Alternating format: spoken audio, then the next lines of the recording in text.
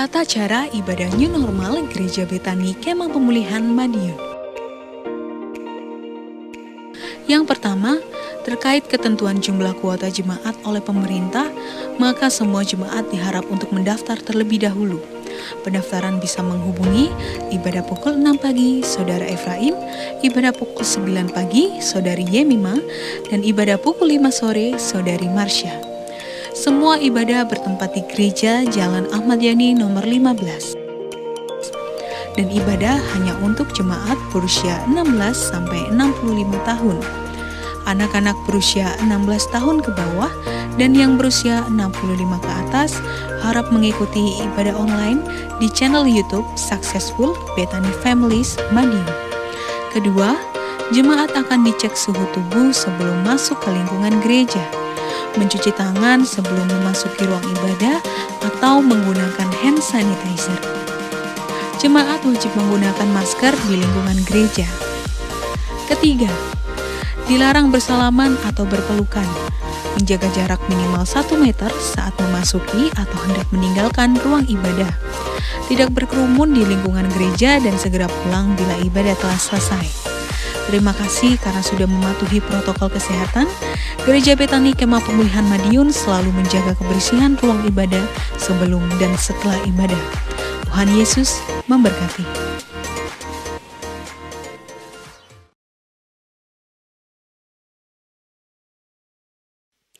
Puji nama Tuhan, Shalom Bapak Ibu Saudaraku, haleluya. Mari bersama kita datang kepada Tuhan, kita mau memuji, kita mau meninggikan namanya yang kudus, yang mulia. Bersama kita mau satukan hati, kita mau datang kepada Tuhan, kita berdoa. Kami percaya segala sesuatu yang terjadi dalam kehidupan kami, semuanya baik adanya ya Tuhan. Dan kami boleh ada sampai saat ini semua karena kebaikan-Mu, semua karena kemurahan-Mu dalam kehidupan kami. Dan satu hal yang kami percaya, satu hal yang kami yakini, bahwa janji-Mu tak pernah gagal dalam kehidupan kami. Engkau yang berjanji, yang senantiasa terus menyertai, menjagai hidup kami. Untuk itu dengan hati yang bersyukur kami rendahkan hati kami mau menyembah Engkau Tuhan. Terima kasih Bapa, terima kasih Yesus, terpujilah nama-Mu. Kami siap menyenangkan hati-Mu hanya di dalam nama Tuhan Yesus. Haleluya. Amin.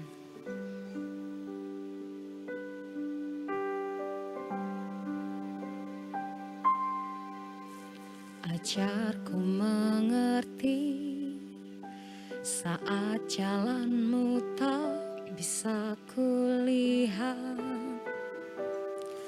Kau tetap setia, ingatkanku lagi, hidupku ada di dalam tangan-Mu. Rancangan-Mu Tuhan, indah dan mulia. Tuhan tak pernah gagal, sanggup buktikan janji setia-Mu untuk selamanya. Imanku berkata, Tuhan tak pernah gagal.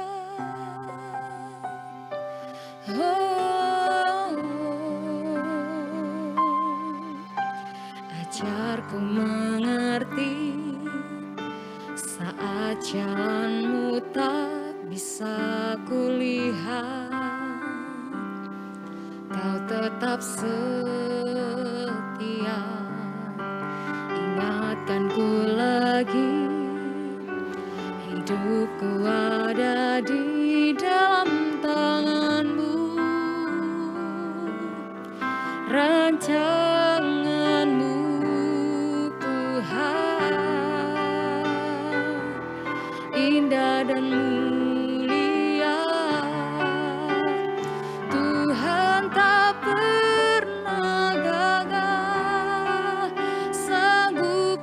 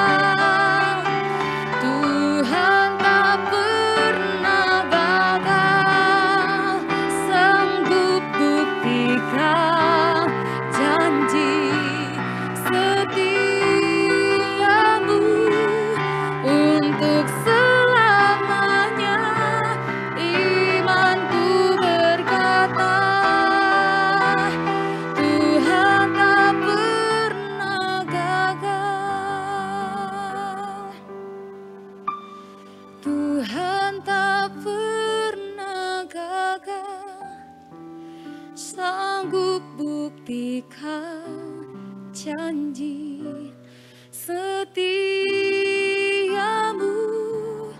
untuk selamanya.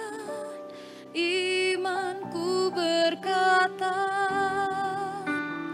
Tuhan tak pernah gagal. Tuhan tak pernah gagal, sanggup buktikan janji setiamu untuk selamanya. Imanku berkata, Tuhan tak pernah gagal. Mungkin saat ini banyak hal yang belum kami mengerti dalam hidup ini Tuhan. Namun satu hal yang kami percaya, hidup kami selalu terus ada di dalam tangan Tuhan.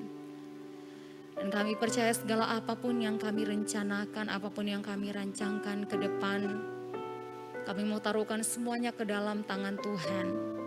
Dan kami percaya ketika hidup kami menjadi milik Tuhan, maka hanya kehendak Tuhanlah yang terjadi atas kehidupan kami. Kami hanya mau selalu terus pegang janji-Mu Tuhan. Janji-Mu yang tak pernah gagal dalam kehidupan kami.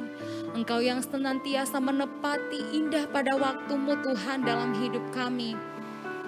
Untuk itu kami takkan pernah ragu, hanya bersama dengan Tuhan kami dapat melewati segalanya. Untuk itu hati kami mau selalu terus datang di hadirat Tuhan, menikmati, menyembah, memuji, memuliakan nama-Mu Tuhan. Kiara labara labas, kiara labara labara labara lamas, kinayara labara labara labara. Mari Bapak Ibu Saudaraku, dari tempat kita masing-masing kita mau sembah Yesus. Naikkan pujian, syukur, mazmur yang terbaik. Katakan terima kasih Tuhan untuk segalanya. Terima kasih untuk penyertaan-Mu, terima kasih untuk kasih setia-Mu dalam kehidupan kami. Kiara labara labas, kiara labara labara labara labara lamas, kiara labara labara labara labara. Ura labara labara labara labara labas, kiara labara labara labara labara lamas, kinayara labara labara lama. Kiara labara labara labara lamas, kiara labara labara lamas, kiara labara labara labara. Kiara lamas, kami sembah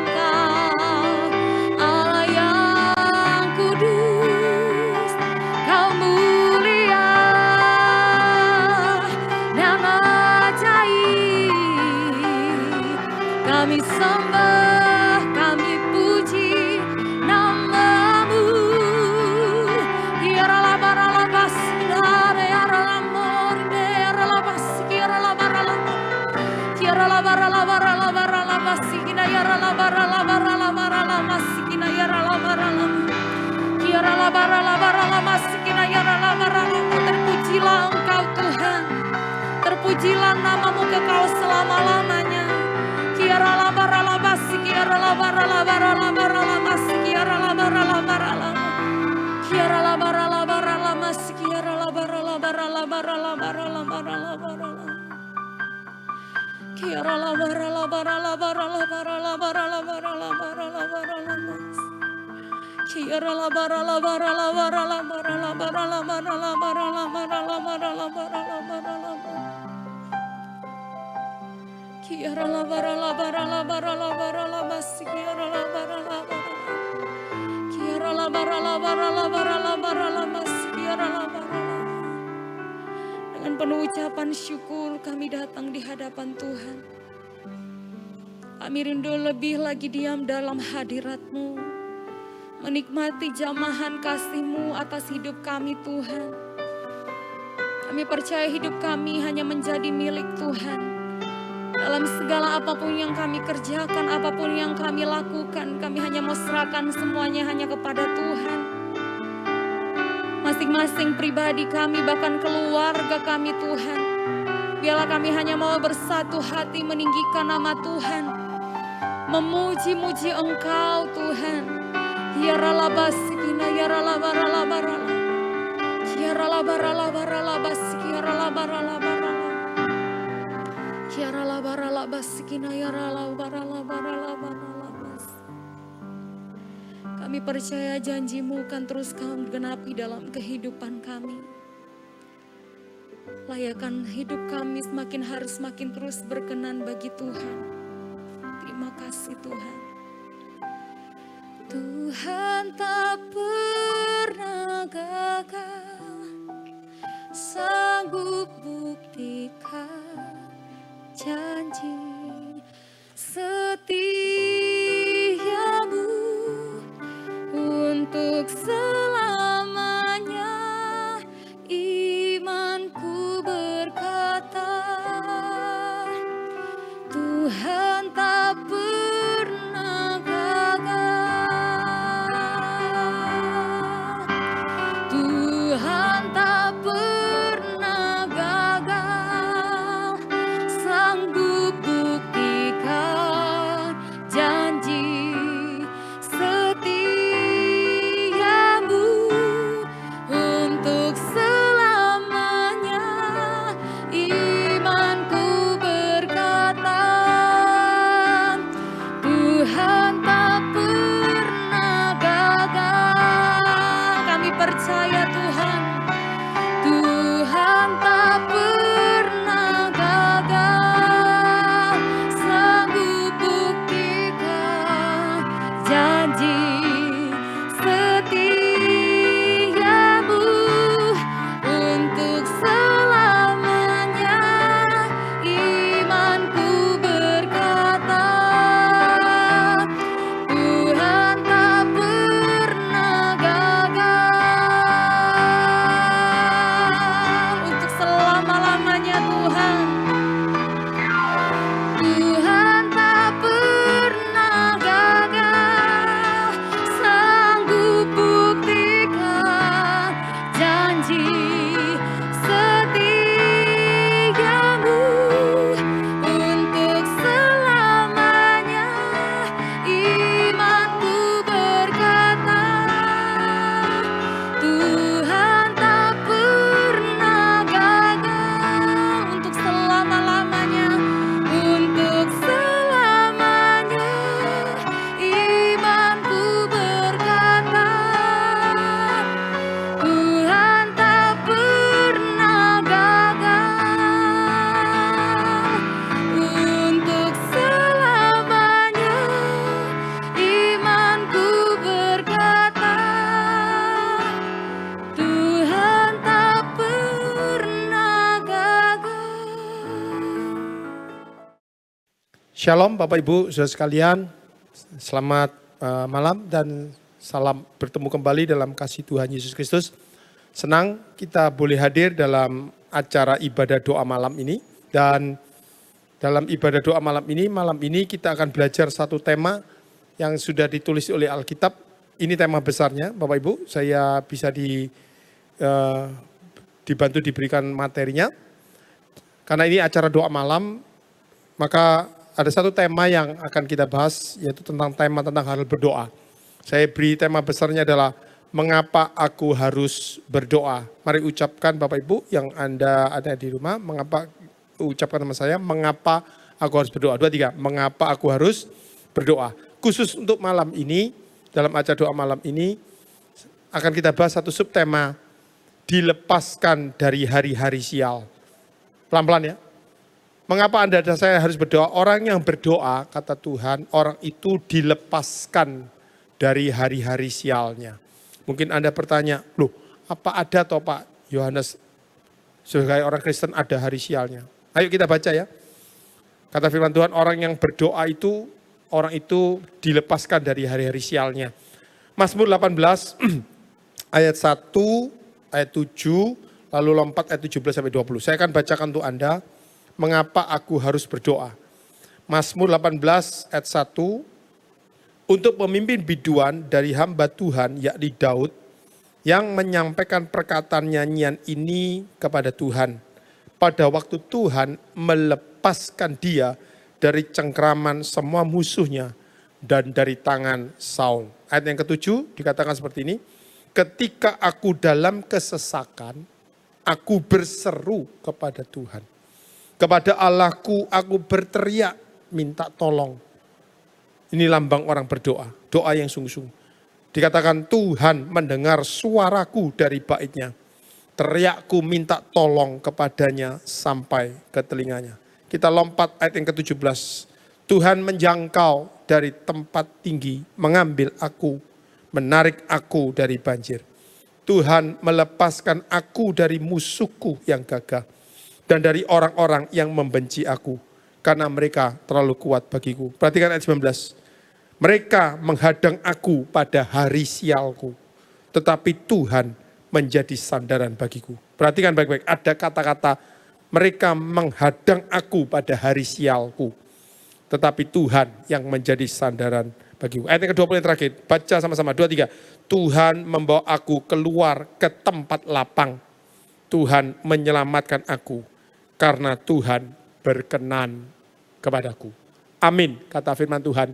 Berbahagialah setiap orang yang dengar firman Tuhan, kemudian menerimanya, mempercayainya, menyimpannya baik-baik dalam hatinya, dan dengan setia melakukannya dalam kehidupannya sehari-hari. Sehingga kehidupannya makin berbuah-buah.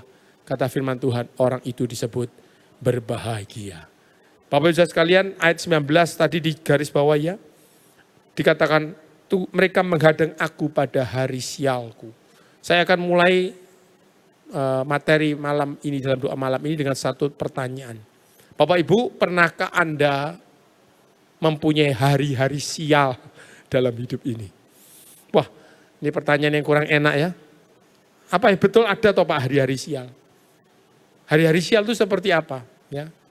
Hari-hari sial itu adalah hari-hari ketika segala sesuatu yang pertama tampak kacau, ya, tampak berantakan, tampak menyebalkan. Jujur, apakah Anda pernah mengalami satu hari di mana hari itu semuanya tampak kacau, berantakan, menyebalkan? Mungkin satu hari di mana semuanya rasanya nampak tidak terkendali, terasa aneh, atau mungkin juga hari itu di mana Anda merasa tidak bersahabat, penuh masalah bertumpuk. Pernahkah Bapak Ibu? Saya yakin ya kita semua pernah mengalami hari-hari itu. Hari yang disebut dengan hari-hari sial. Mazmur 18 ayat 19 dalam versi NIV ditulis hari-hari sial itu sebagai days of disaster. Hari penuh dengan yang namanya bencana. Disaster itu bencana.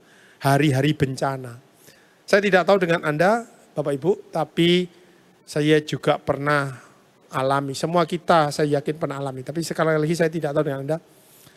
Saya pernah punya satu hari-hari yang disebut dengan hari-hari bencana. Day of disaster, hari-hari sial. Semua tampak kacau, semua berantakan. Semua menyebalkan. Semua terasa aneh. Semua penuh masalah bertumpuk. Satu belum selesai, muncul masalah yang kedua. Masalah kedua belum selesai, muncul masalah ketiga. Ya, saya masih ingat ada satu hari. Ya, saya masih ingat banget. Hari itu disebut hari yang penuh dengan bencana, disaster. Ya Bapak Ibu, hari itu Minggu, saya itu ada tugas, banyak tugas pelayanan pagi itu. Ya, banyak tugas pelayanan. Nah, setelah selesai tugas pelayanan pagi, saya mau pulang, saya mau istirahat sebentar karena sorenya saya ada tugas ke satu kota, namanya kota Gresik. Ini sedikit sharing ya. Ini disebut dengan hari sial. Apa yang terjadi? Ibadah di sana itu kira-kira jam 5 ya. Saya memutuskan jam 3 itu saya sudah keluar dari rumah. Saya segera bersiap-siap, berkemas-kemas dan saya keluar. Apa yang terjadi Bapak Ibu? Pada waktu saya keluar dari rumah, saya mau naik mobil, saya kaget. Loh, ban mobil saya sebelah kanan belakang itu kempes. Waduh, saya lihat habis anginnya, tidak bisa lagi dipakai. Saya sudah pakai dasian, sudah pakai jas-jasan. Ya, waktu itu anak-anak saya masih kecil-kecil. Saya tidak ada orang lagi yang bisa saya minta tolong. Mau tidak mau, saya harus lakukan sendiri. Maka saya bersiap. Saya keluarkan, saya lepas jas saya, masih pakai dasiannya. Saya dongkrak mobil itu. Sempat Dan saya tipikal orang yang gampang berkeringat. Kerja begitu pasti gobios. Tapi ya sudah tidak apa-apa. Saya lihat jamnya sudah jam 3 ya. Perjalanan belum sampai sana. Maka saya pikir cukup waktu. Saya kerjakan. Di tengah-tengah saya kerjakan begitu ya. Dongkraknya punya masalah lagi. Tidak bisa jalan enak. Paksa diakal lagi. Sampai akhirnya bisa. Oh itu sudah menghabiskan banyak waktu. Ban serep saya ambil, saya pasang. Singkat cerita selesai. Saya pikir sudah selesai semua. Lalu saya segera berangkat. Walaupun setengah apa sudah gobios kayak gitu. Saya sudah mau apa. Saya tidak mau ganti lagi tambah bikin waktu. Nah saya langsung naik. Tengah perjalanan sudah masuk tol. Sudah keluar dari tol Romo Kalisari itu. Ternyata saya merasa ban mobil saya itu bermasalah lagi. Saya berhenti kok rasanya nginting mobil ini. Saya berhenti, ternyata ban serep yang tadi saya ganti itu kempes lagi. Saya lihat jamnya sudah 4:30, ibadah jam 5. Saudara lihat, saya berkata inilah day of disaster, hari yang penuh bencana. Semua rasanya tampak kacau, berantakan. Ya, semua rasanya penuh masa bertumpuk. Apa yang harus saya lakukan? Saya suruh dongkrak lagi, sudah tidak punya ban serep lagi. Maka hampir saja saya memutuskan menyerah, tetapi waktu itu saya memutuskan, saya harus selesaikan masalah saya. Bapak Ibu, bagaimana Anda bersikap dan menyelesaikan situasi hari-hari sial itu sangat menentukan akhir hari Anda akan jadi seperti apa. Pelan-pelan ya, bagaimana Anda bersikap dan menyelesaikan situasi hari-hari sial itu sangat menentukan hasil akhirnya. Nah, apa yang saya putuskan, saya sudah 4:30, saya tidak mungkin dongkrak lagi. Saya tidak mungkin cari tukang tambal ban lagi. Lalu saya putuskan, saya telepon pihak gereja. Saya telepon, saya hati mangkel, perasaan kacau, tapi saya berusaha jadi tenang. Lalu saya coba telepon. Saya telepon mungkin karena suasana ibadah sudah mendekat, ya, dan saya telepon gak diangkat. Yang enggak nyala karena apa? Mungkin sudah dalam ibadah. Handphone banyak yang di silent. Saya coba telepon berkali-kali. Berapa nomor yang saya pernah pahami. Tidak ada yang nyambung. Ya sudah. Saya punya keyakinan. Tuhan tolong saya. Saya yakin kalau saya mungkin belum sampai. Karena mereka tahu kebiasaan saya. Saya itu orang yang memutuskan datang sebelum ibadah dimulai. Itu kebiasaan baik saya. Dan ternyata betul, mereka nitik itu, mereka perhatikan dan mereka tahu, wah ini Pak Yohanes kok belum datang, dungaren. Lalu seseorang mencoba menelpon saya, nah kebetulan, puji Tuhan. Saya terima teleponnya dan saya ceritakan situasi ini, saya ada di mana dan situasinya seperti apa. Mereka cepat berkata, Pak Yo tinggalkan saja mobilnya, nanti kita yang urus, Pak Yohanes dijemput, kita ke gereja dulu, nanti biar rekan-rekan yang lain yang urus. Dan puji Tuhan, persoalan selesai. Bapak Ibu, itulah sedikit kisah tentang hari sial. Kita itu semua pernah punya hari sial. Nah, Alkitab tadi menyebut Raja Daud juga berulang kali mendapatkan dan menghadapi hari-hari sialnya. Bukan Anda saja, Raja Daud juga pernah. Ayat yang pertama dikatakan, Tuhan melepaskan dia dari cengkraman semua musuhnya. Dan dari tangan Raja Saul. Tuhan lepaskan dia. Ya, itu sebabnya Bapak Ibu, ada satu ayat di dalam kitab Obadja. Ayo kita buka sama-sama. Mungkin satu ayat kitab Nabi Obadja. Obadja itu setelah kitab Nabi Amos, ada yang namanya kitab Obadja. Kitab Obadja pasal 1, Obadja itu cuma satu pasal saja, ayat yang ke-13. Obadja 1:13 demikian bunyi firman Tuhan. Obadja 1:13, janganlah masuk ke pintu gerbang umatku pada hari sialnya. Bahkan janganlah memandang ringan malapetaka yang menimpanya pada hari sialnya. Dan janganlah merengut kekayaannya pada hari sialnya. Alkitab mencatat ya, sekalipun umat Tuhan, bangsa Israel itu pernah ada yang disebut dengan hari-hari sialnya.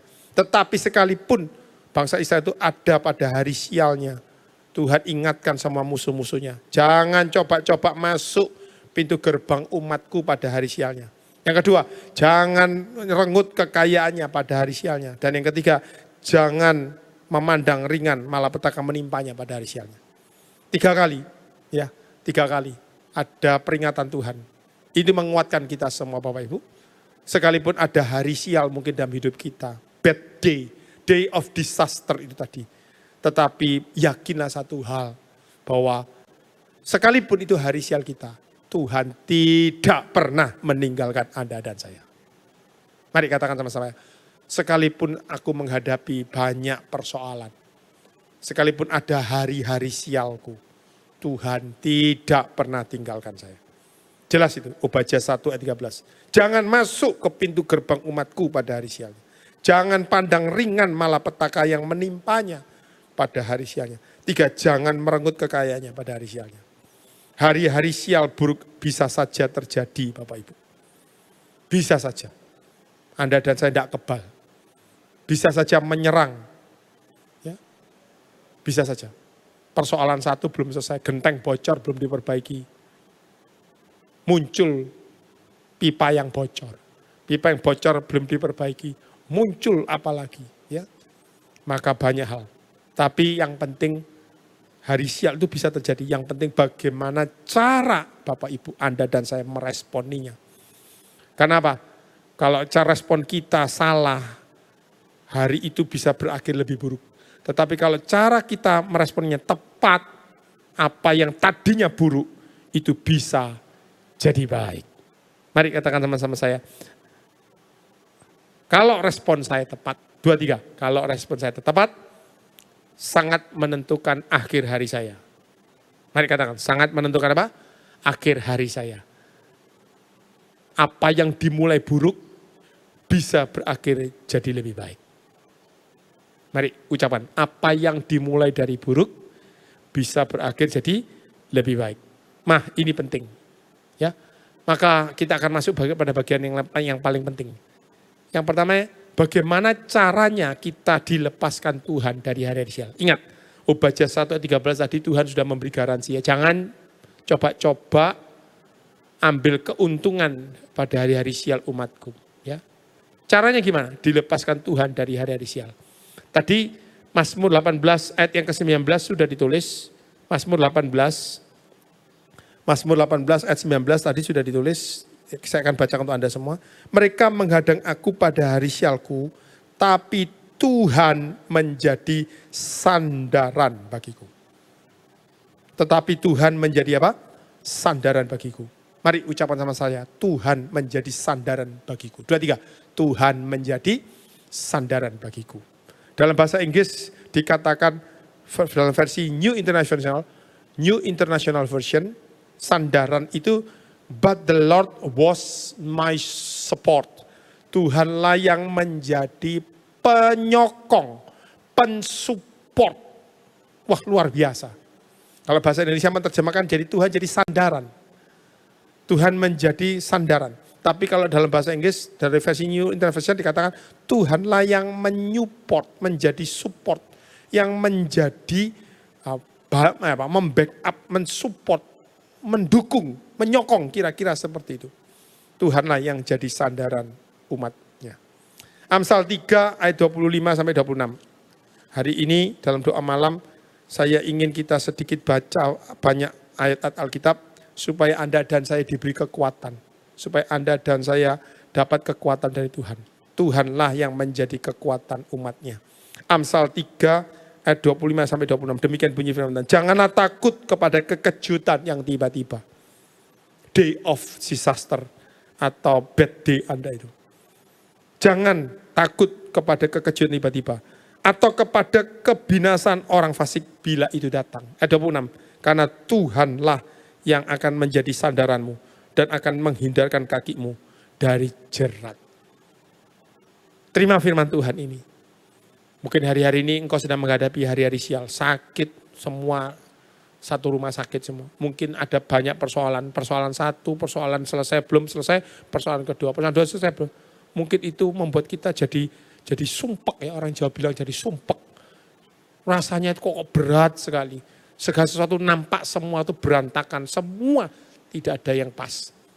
Dengar firman Tuhan. Tuhanlah yang menjadi sandaran. Tuhanlah, but the Lord to be your support. Menjadi support. Pertanyaan yang terbaik adalah bagaimana caranya Pak Yohanes? Saya boleh bersandar pada Tuhan.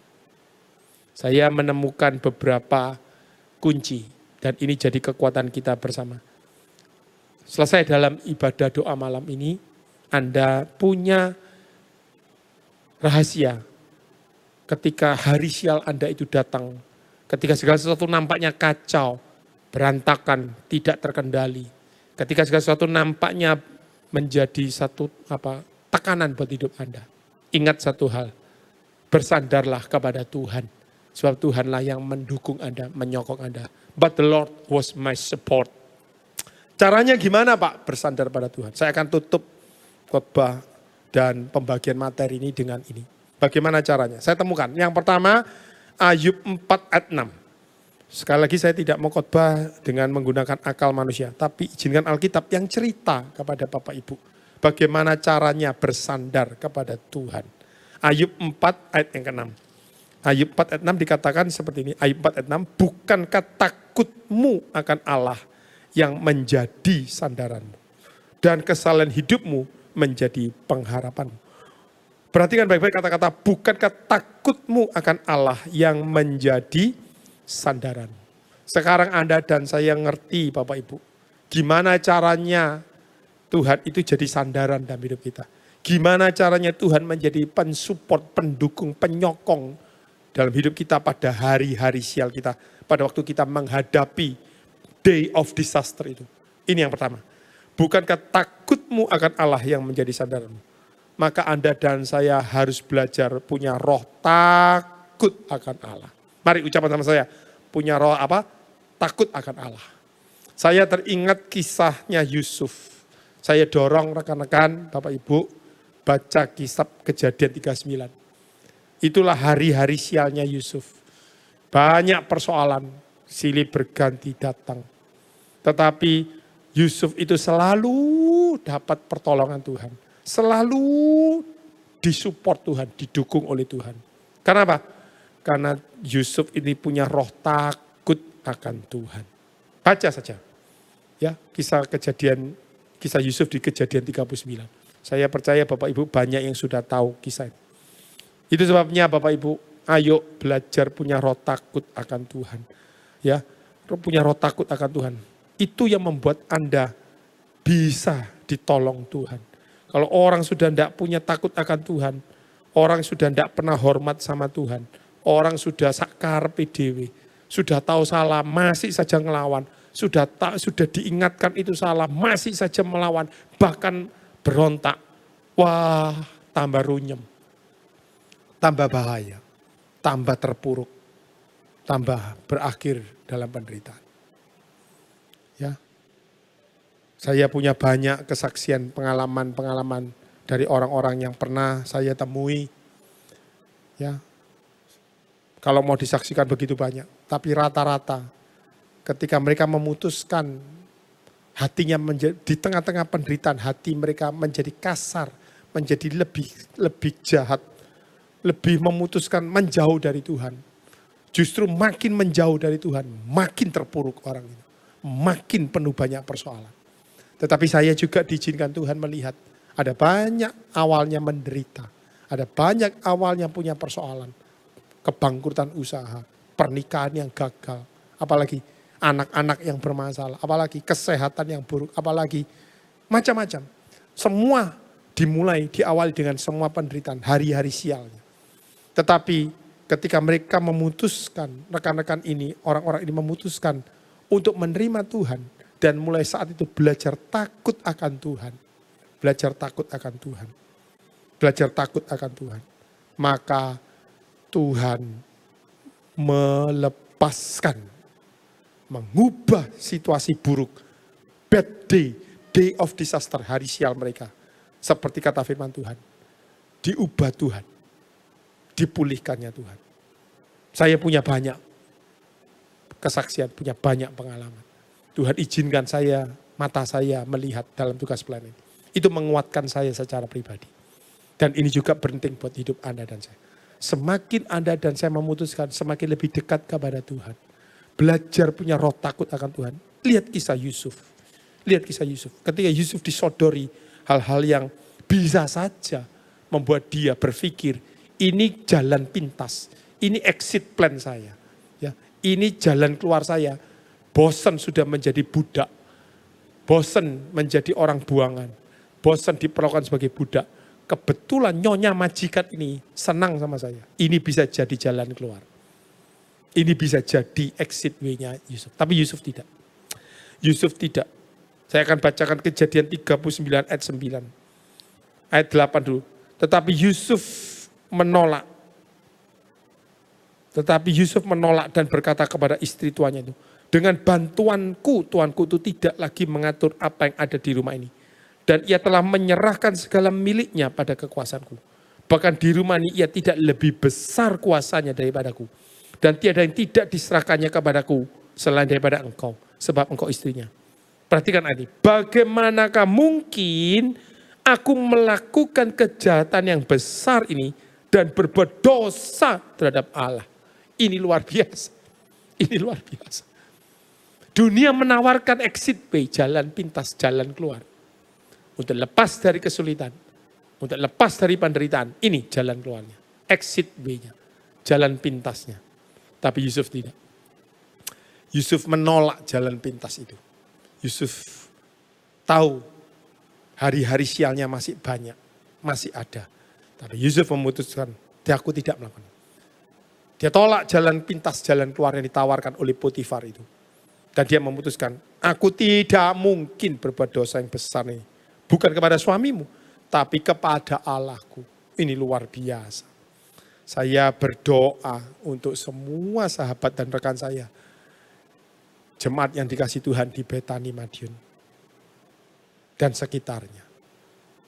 Dengar baik-baik, dengar baik-baik, dengar baik-baik. Belajarlah punya roh takut akan Tuhan. Belajar punya roh takut akan Tuhan.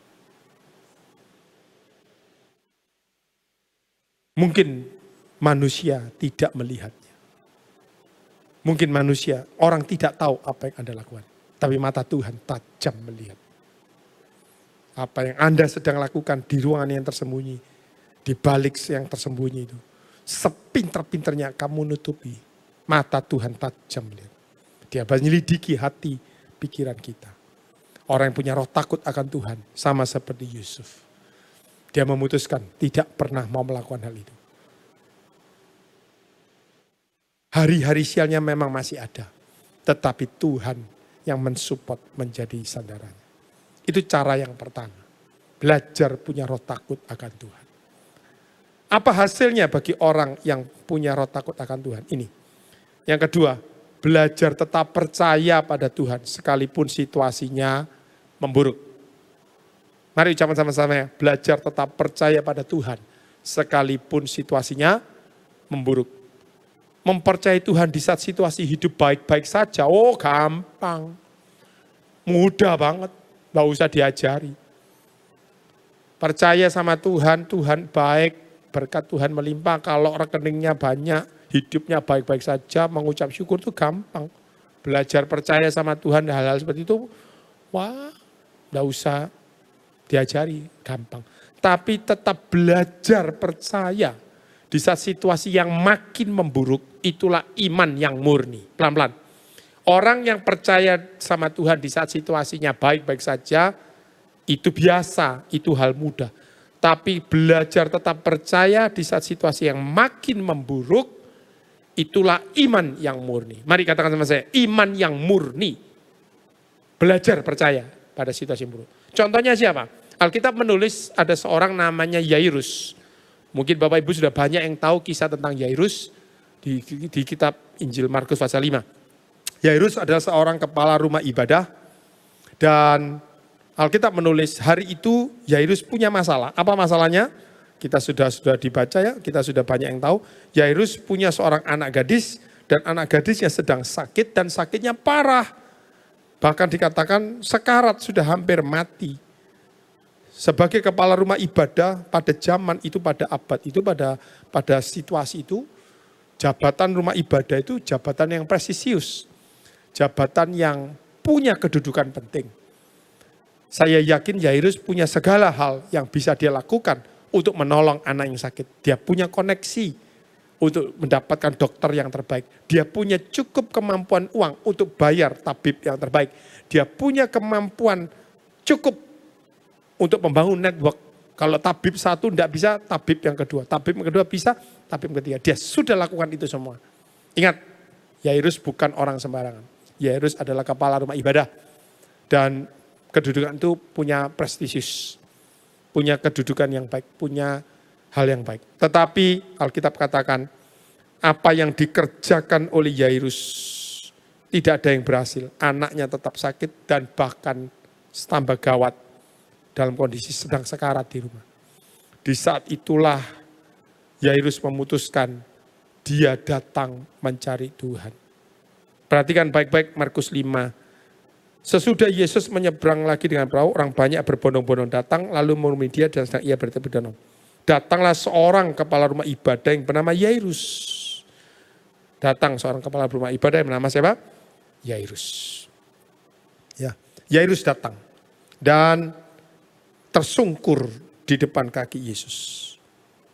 Luar biasa, memohon dengan sangat kepadanya. Yang pertama datang ketemu Yesus tersungkur.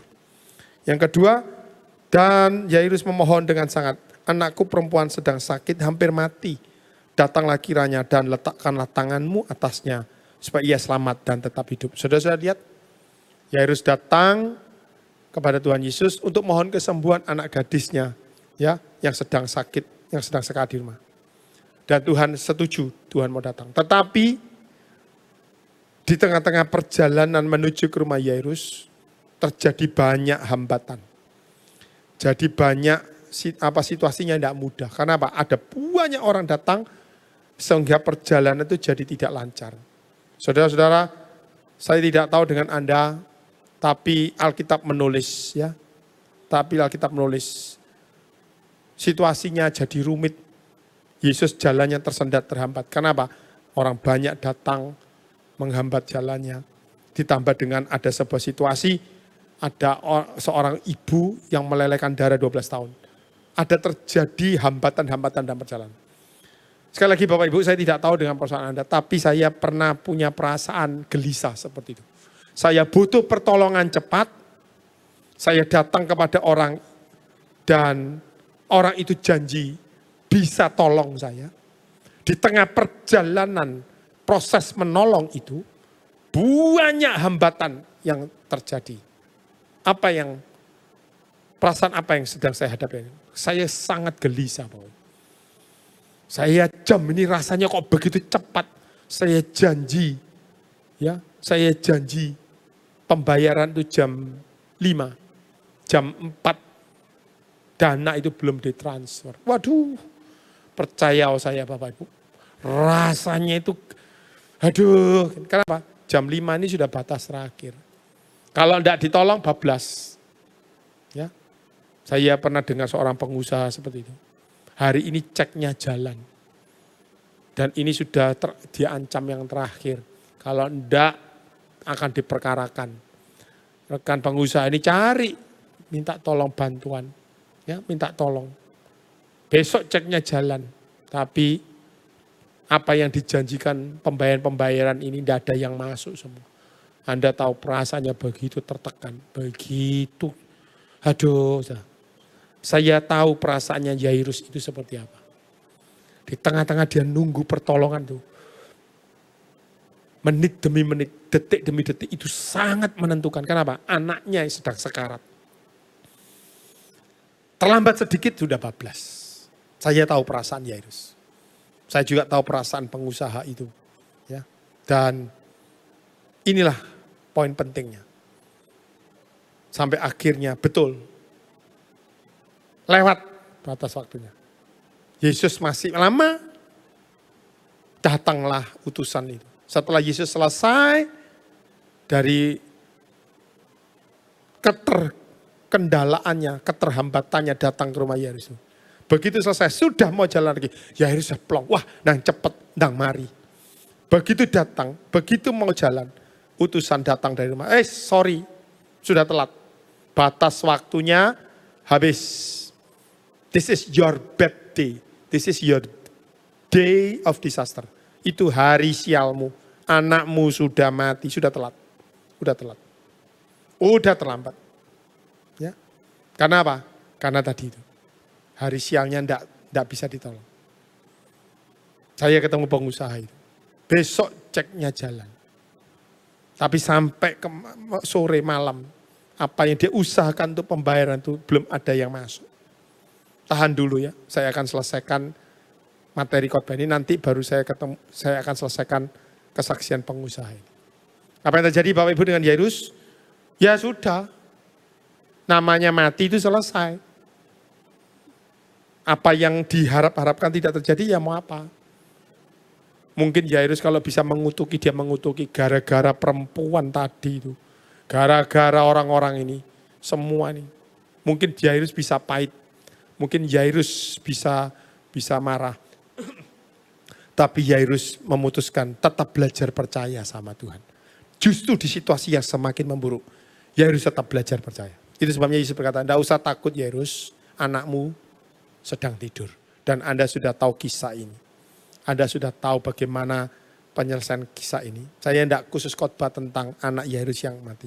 Tapi saya mau melihat, kok bisa Yairus itu mendapatkan pertolongan. Ingat, mereka menghadang engkau pada hari sialmu. Tapi Tuhanlah yang menjadi sandaran. The Lord is your support. Tuhanlah yang menjadi penyupport, pendukung. Saya nemukan kenapa Yairus bisa akhirnya berhasil ditolong Tuhan. Saya temukan rahasianya itu di ayat yang ke-22 dan 23 dari Markus 5 tadi. Ya. Tadi saya bacakan sekali lagi, ayat 22 dan 23. Ini rahasia kemenangan Yairus. Datanglah seorang kepala rumah ibadah bernama Yairus, ketika ia melihat Yesus yang pertama, tersungkurlah ia di depan kaki Yesus. Dan yang kedua, dan memohon dengan sangat kepadanya.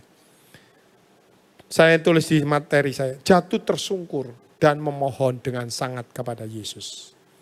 Mari ucapkan sama saya, jatuh tersungkur dan memohon dengan sangat kepada Yesus.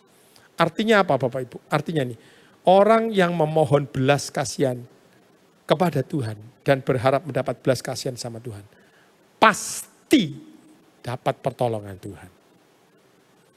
Orang mohon belas kasihan, berharap dapat belas kasihan, pasti dapat belas kasihan. Karena apa?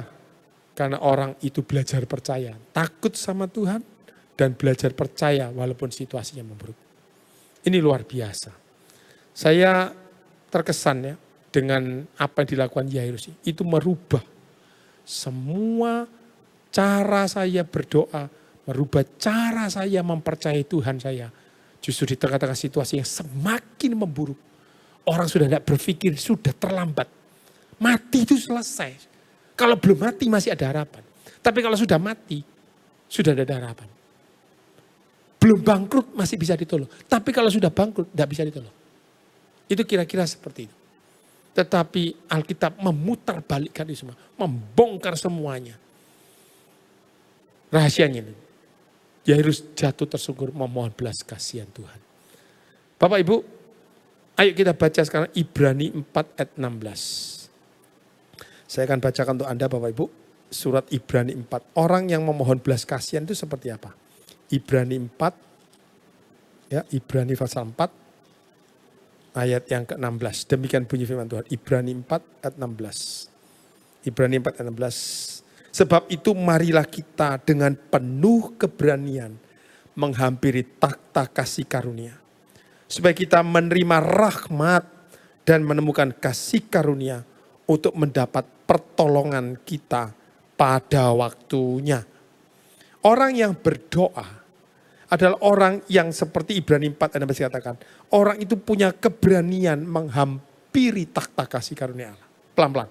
Orang yang berdoa adalah orang yang punya keberanian untuk menghampiri takhta kasih karunia dan menerima rahmat dan pertolongan yang dibutuhkan tepat pada waktunya.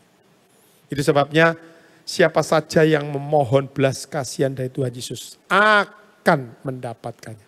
Asal Anda mau jatuh tersungkur, memohon dengan sangat pada Tuhan. Inilah pesan Tuhan dalam ibadah doa malam. Mengapa aku harus berdoa? Karena orang yang berdoa itu dilepaskan Tuhan dari hari-hari sialnya. Karena dia punya keberanian untuk memasuki takhta kasih karunia dan memohon belas kasihan, menerima rahmat dan menemukan kasih karunia untuk mendapat pertolongan pada waktunya. Sebab itu Bapak Ibu, jangan remehkan hal berdoa. Jangan tahan-tahankan tidak berdoa. Beberapa orang mengatakan berdoa itu lipat tangan, tutup mata berdoa. Beberapa orang mengajarkan berdoa itu tidak perlu lipat tangan, tidak perlu tutup mata. Bagaimana mungkin waktu saya mengemudi saya lipat tangan, tutup mata? Tidak mungkin. Tetapi berdoa itu adalah dari dalam hatimu. Kesungguhan yang paling dalam. Untuk apa? Untuk Anda belajar masuk dengan penuh keberanian. Memasuki takhta kasih karunia, yaitu hadiratnya. Supaya Anda menerima rahmat, menemukan kasih karunia, dan mendapatkan pertolongan. Doa saya kepada semua jemaat Betani Madiun Ponorogo Nganjuk lewat doa malam ini. Mengapa Anda dan saya harus terus berdoa? Karena ketika Anda dan saya berdoa, Anda dengan punya keberanian masuk ke takhta kasih karunia Tuhan. Dan Anda menerima limpahan rahmat dan kasih karunia itu. Supaya Anda dapat ditolong Tuhan pada waktunya. Saya berdoa setiap kita dapat pertolongan Tuhan tepat pada waktunya. Beri kemuliaan untuk nama Tuhan kita. Mari kita tundukkan kepala kita. Kami mengucap syukur buat pertemuan malam ini. Terima kasih buat pesan Tuhan buat ibadah doa malam ini. Tuhan, kami tahu karena firman-Mu mengatakan ada hari-hari yang dimana hari-hari malang terjadi atas hidup kami. Hari-hari sial, hari-hari buruk. Mungkin itu bisa terjadi atas hidup kami. Namun di tengah-tengah hari-hari sial kami. Hari-hari penuh dengan persoalan itu. Hari-hari penuh dengan penderitaan itu. Day of disaster itu. Tuhan, Engkau berjanji, Engkau tidak pernah tinggalkan kami. Engkau lah yang menjadi sandaran buat hidup kami. Engkau lah yang menjadi pensupport, pendukung, penyokong dalam hidup kami. Engkau memampukan kami melewati persoalan ini. Kami belajar di teladan Yairus. Kami belajar tetap percaya kepada Tuhan. Supaya kami mendapatkan pertolongan Tuhan. Walaupun situasi kami memburuk, namun pengharapan kami tetap kepada Tuhan. Hamba berdoa khusus untuk semua sahabatku dan rekan-rekanku di Betani Madiun, Nganjuk dan Ponorogo. Semua Tuhan tolong. Dalam nama Tuhan Yesus. Yang mungkin hari-hari sedang menghadapi hari-hari sialnya. Hari-hari buruknya. Rasanya semua tidak terkendali, kacau, berantakan. Tuhan, Engkau tetap hadir di situasi yang buruk itu. Engkau tidak pernah meninggalkan Yairus. Engkau menguatkan Yairus. Malam ini Engkau juga menguatkan kami semua lewat kebenaran firman-Mu. Topang kami Tuhan. Dukung kami. Kuatkan kami. Mampukan kami melewati hari-hari sial kami. Selama masih ada Engkau dalam hidup kami. Selama Engkau beserta dengan kami. Hari-hari sial kami diubah Tuhan jadi hari-hari yang penuh dengan kemuliaan dan berkat Tuhan. Kami mengucap syukur malam dalam nama Tuhan Yesus. Dalam nama Tuhan Yesus kami semua dapat pertolongan Tuhan. Mari yang percaya sama-sama katakan amin. Saudara-saudara, tadi saya berjanji menyelesaikan kesaksiannya. Ketika pengusaha ini betul meminta bantuan rekan-rekan yang lain, meminta pembayaran yang tidak bisa dicairkan. Hari sudah selesai, besok pagi rekeningnya jalan. Si pemegang giro itu telepon. Ya apa, bisa dicairkan gironya. Pemilik toko berkata, nanti ya setelah makan siang kamu boleh cairkan. Padahal pagi itu udah ada duitnya. Saldonya tidak cukup. Tapi mau apa? Ditahan dulu ya sebentar, nanti tak kabari. Ya, tidak lama. Tiba-tiba ada orang datang saja. Lewat di depan tokonya. Ini kesaksian pengusaha ini. Lewat di depan tokonya. Tidak jelas gitu, wirawiri. Tiba-tiba dia masuk. Dia tanya, Pak saya cari barang seperti ini. Bapak punya? Oh punya. Itu barang milik kami. Oh di sini ya. Lalu dia berkata, kalau gitu saya pesan ini Pak. Ini. Tiba-tiba di total jebret. Loh. Jumlahnya gede. Jumlahnya besar. Dan dapat uang kontan lagi dibayar. Dan pembayaran itu cukup untuk nutupi giro yang jalan. Luar biasa. Luar biasa. Dia pesan lagi untuk periode berikutnya dibayar sekarang. Waduh, luar biasa. Waktu pengusaha itu cerita sama saya berkata, inilah satu bukti. Inilah satu bukti. Ketika pengusaha itu cuma malam itu berdoa berseru sama Tuhan. Tuhan tolong saya. Tuhan tolong saya. Jatuh tersungkur pohon belas kasihan. Sekali lagi Bapak Ibu, kiranya materi firman Tuhan dan kesaksian ini boleh menguatkan kita semua. Saya percaya Tuhan tolong dan selamatkan umatnya. Amin. Tuhan memberkati. Ku percaya janjimu ajaib,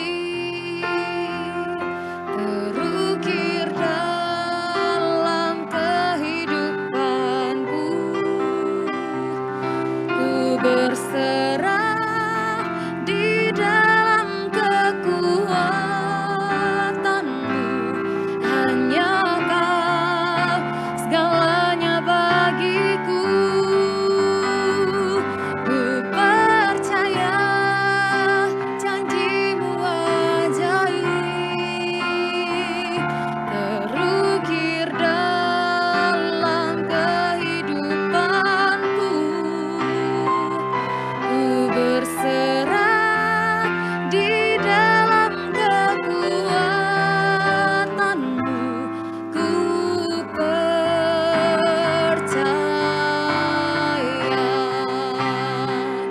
Ku berserah di dalam kekuatanmu. Ku percaya.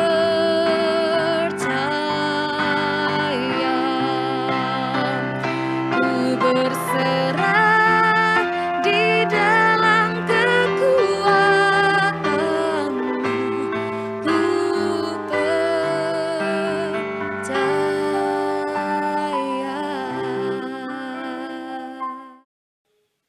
Terima kasih Tuhan atas kebaikan-Mu, Kau pimpin kami untuk menyelesaikan doa malam di malam hari ini. Dan kami percaya Kau akan terus memberikan kekuatan bagi kami Tuhan melalui firman-firman-Mu yang disampaikan dalam doa malam ini. Kami percaya Tuhan, apapun yang terjadi di depan kami tidak akan gentar dan takut karena kami percaya Tuhan. Sampai saat ini Tuhan, sampai hari ini Tuhan Kau tetap melihara kami. Kau tetap menjaga kami, melindungi kami. Untuk itu kami akan terus makin percaya kepada Engkau. Karena kami tahu Tuhan perlindungan-Mu sempurna bagi kami anak-anak-Mu. Pimpin kami, berikan pengertian lebih lanjut kepada kami, dan kami siap dipakai untuk alat kemuliaan nama-Mu. Dan kami percaya Tuhan, biarlah Tuhan kami menjadi berkat bagi orang sekitar kami. Terima kasih Tuhan. Kau memberkati hamba-Mu yang telah menyampaikan firman-Mu, dan kami percaya Tuhan Kau pakai hamba-Mu dalam setiap kehidupannya, di dalam keluarganya, di dalam setiap pelayanan Kau buat hamba-Mu berhasil untuk kemuliaan nama-Mu saja Yesus. Terima kasih Tuhan. Kami ucap syukur kebaikan-Mu juga Tuhan, Kau memberkati seluruh jemaat-Mu dimanapun kami berada.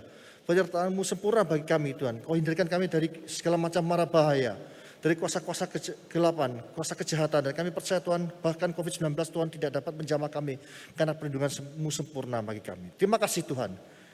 Kami serahkan segala sesuatu dalam tangan-Mu, dan kami percaya Tuhan, Kau akan terus berkarya dalam kehidupan kami anak-anak-Mu. Terima kasih Tuhan. Mari saudara kasih kita mengangkat kedua tangan kita untuk menerima berkat dari Allah Bapa. Kia ramata sikap pada ramaya rama, kia ramata sikap pada ramaya kia rama. Saudara kasih, terimalah berkat dari Allah Bapa di dalam anak yang tunggal Yesus Kristus dan Persekutuan Roh Kudus. Mulai saat ini sampai selama-lamanya. Kau tidak menjadi ekor tapi kepala, kau tidak turun tapi naik. Melakukan firman Tuhan dengan sungguh-sungguh. Di dalam nama Tuhan kami berdoa, haleluya, amin.